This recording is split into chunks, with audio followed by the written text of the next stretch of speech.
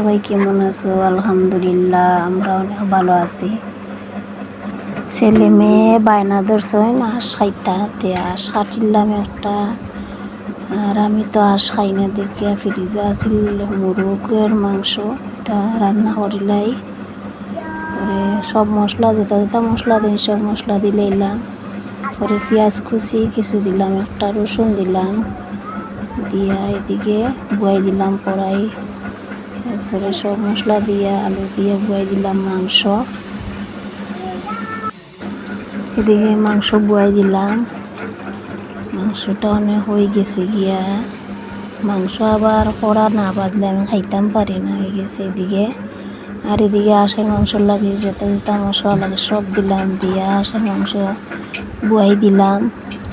আর পেঁয়াজ কিছু দিলাম। আর এদিকে আমার মেয়ে দেখো আমারে সারা ফরাত বয় না, এদিকে আইয়া কিছু ফোড়াইলাম, ফোড়াইয়া আরবার এদিকে গিয়া দেখলাম মাংস অনেকটা হয়ে গেছে। আর ফুটন্ত গরম পানি দিলাম, দিয়া মাংসরে পাল্লা করে রান্না করলাম। তারপরে খাওয়া দাওয়া করলাম সবাই মিলিয়া। আমার ভিডিওটা ভালো লাগলে প্লিজ তারে ফলো করিয়ে দিও।